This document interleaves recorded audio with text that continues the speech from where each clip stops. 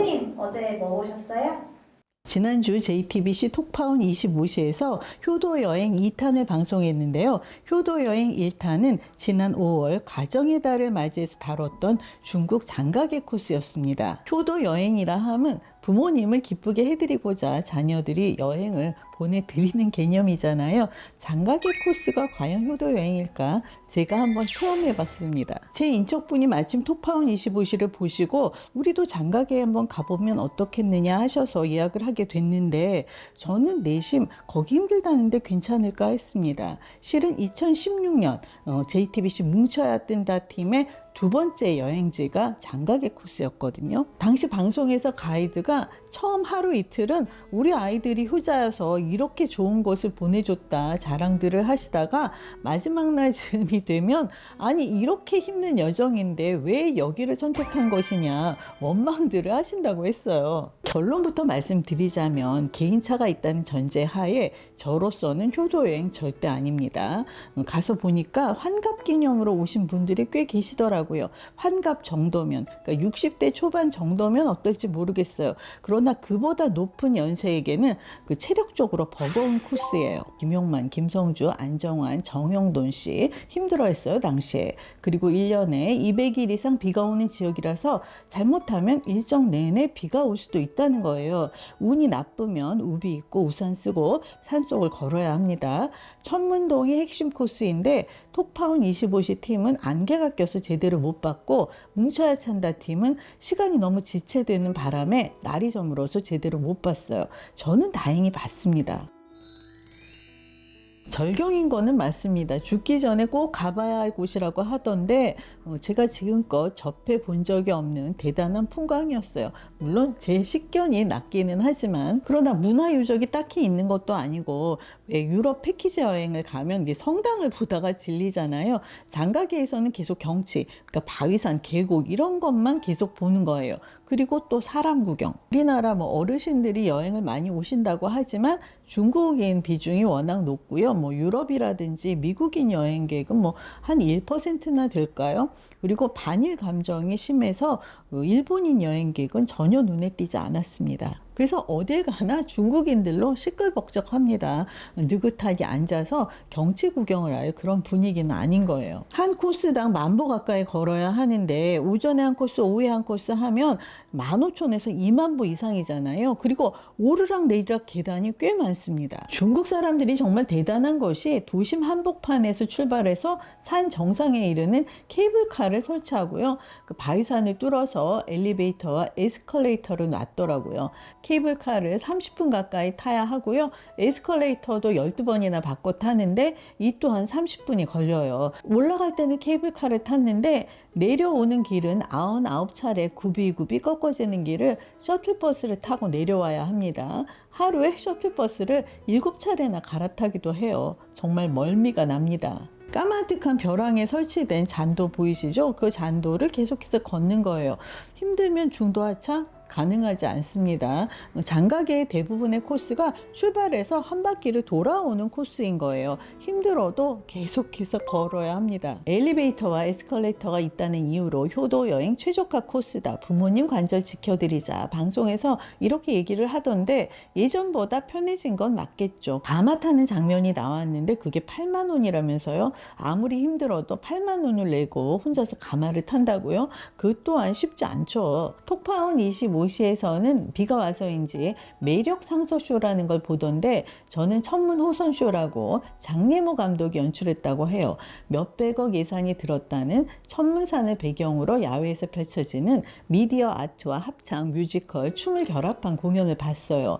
올림픽 개폐회식을 연상하시면 되겠습니다. 그런데 제가 하루에 20,000보 가까이 걷는다고 말씀드렸잖아요. 온종일 걷고 저녁 식사를 마치고 그리고 8시 넘어서 이 공연을 보기 시작하면 90분짜리 공연이니까 9시 넘어서 10시 이렇게 되면 앞서서 반주를 곁들인 분도 계실 텐데 졸음이 올까요? 안 올까요? 저는 잠깐 졸았네요. 비가 와도 공연을 한대요. 우비를 입고 본다고 합니다. 겨울철 2달을 제외하고는 연중 무휴라고 하네요. 11월이 비가 가장 적게 오는 시기라서 좋다. 단풍이 멋지니 그때 가는 게 좋지 않겠느냐. 톡파원 25시에서 그랬는데 실제로 장각에는 우리나라보다 훨씬 남쪽이어서 단풍이 잘 들지 않는 지역이에요. 가끔 단풍이 든 나무가 눈에 띄긴 했지만 우리가 생각하는 노랗고 붉게 물든 화려하니 아름다운 단풍은 아니었어요. 오히려 사시사철 푸른 곳입니다. 따라서 기온이 높죠. 11월인데 낮에는 이렇게 반팔을 입어도 무관한 날씨였거든요. 그럼 더울 때는 어느 정도일까요? 상당히 높겠죠. 고온다습한 날씨에 하루 종일 죽어라 걷는데 이게 효도일까요? 저의 비추천 코스는 황룡동굴이라는 곳이에요. 바닥에 시멘트를 발라서 보도블록을 깔았고요. 계단을 놓고 무지개색 조명을 설치했어요. 제가 땀이 잘 안 나는 편인데 계단을 오르내리는 게 어찌나 힘이 든지 땀이 삐질삐질 나더라고요. 잘 보존된 동굴은 우리나라에도 많잖아요. 저는 이 코스는 그냥 패스하면 좋겠는데 제 일행 중에 한 분은 이 코스가 제일 좋았다고 하더라고요. 제가 좋았던 코스는 대엽곡 아래 그 계곡을 따라서 걷는 길이었어요. 인적이 비교적 드물기도 하고 공기가 정말 맑더라고요. 물소리, 새소리를 들으면서 걷는 게 참 좋았습니다. 그러나 그 길에 도달하기까지 난관이 꽤 많습니다. 장각의 여행이 편한 게 대부분의 코스가 호텔에서 20분, 30분 내외라는 거예요.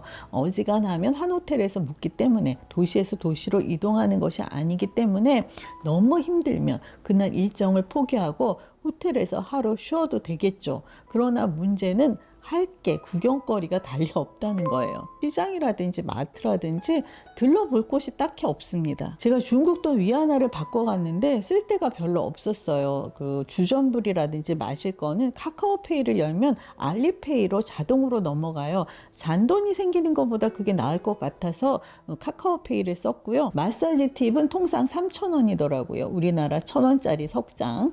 우리나라에서는 1,000원짜리 지폐를 요즘 잘 쓰지 않는데 장가게에서는 1,000원짜리가 활발히 오가고 있었어요. 2016년에 방송된 뭉쳐야 뜬다에서 김용만 씨가 식당에서 1,000원짜리 우리나라 그 커피 믹스를 마시는 장면이 나왔는데 지금도 1,000원이었습니다. 특이한 건 식당마다 입구에서 과일을 팔아요. 애플망고를 깎아서 한 접시에 5,000원씩 파는데 맛이 꽤 괜찮습니다. 물론 동남아보다는 못하겠지만 운남성에서 재배를 한다고 합니다.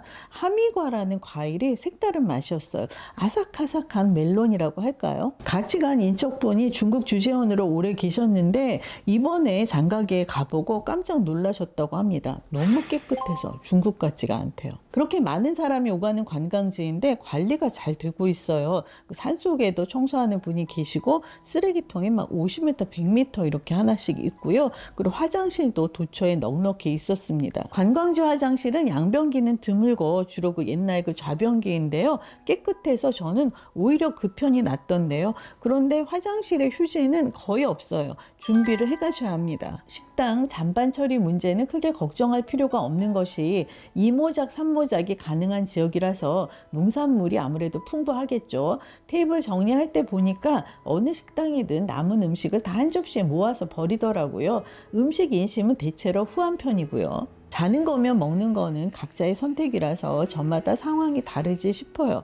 그런데 수질이 안 좋다는 얘기가 있어서 이번에 샤워기 필터를 챙겨갔는데요. 이틀을 쓰고 났더니 저런 상태가 됐습니다. 아무래도 샤워기 필터를 챙겨가시는 편이 좋지 싶어요. 예전에는 장사공항에 내려서 거기서 버스로 몇 시간씩 이동을 했다고 하는데 지금은 장각에 직항이 생겼죠. 입국할 때 보니까 공항이 한산했어요. 들어오는 사람의 대부분이 우리나라 사람입니다. 그런데 입국 심사 때 몇몇 공항 직원 일부이긴 하지만 무례하기 짝이 없습니다. 반말로 주로 나이 든 여성을 골라서 호통을 쳐요. 카메라 봐라, 오른손 올려라, 왼손 올려라, 이런 말 못 알아듣는다고 소리소리 고함을 지릅니다. 그 말에 주눅이 들어서 당황해서 놀라서 쩔쩔매는 분들을 보면서 이게 무슨 효도 여행이야. 부모님이 타지에 와서 이런 꼴을 당하는데 이게 효도라고? 저는 속이 부글부글 끓더라고요. 혹시 지난 5월에 방송된 톱파운 25시를 보시고 부모님의 장가게 여행을 계획하셨다면 2016년 12월에 방송된 뭉쳐야 뜬다를 보시고 심사숙고하시면 좋겠습니다. 경치는 정말 끝내주게 좋지만 힘든 점도 분명 있거든요. 제가 지난주 영상에 그 좋아요 많은 댓글 중 몇 분께 선물을 드리겠다고 했잖아요. 실은 장가게에 가서 뭔가를 사올 생각이었어요. 뭐 면세점도 있고 하니까. 그런데 앞서 말씀드렸듯이 살 게 없었습니다. 이거는 그 호두하고 대추로 된 주전부리인데요. 맛은 꽤 좋더라고요. 그런데 이것만으로는 약소하지 싶어서 뭔가를 더 추가해야 되지 싶어요. 조금만 더 기다려 주세요.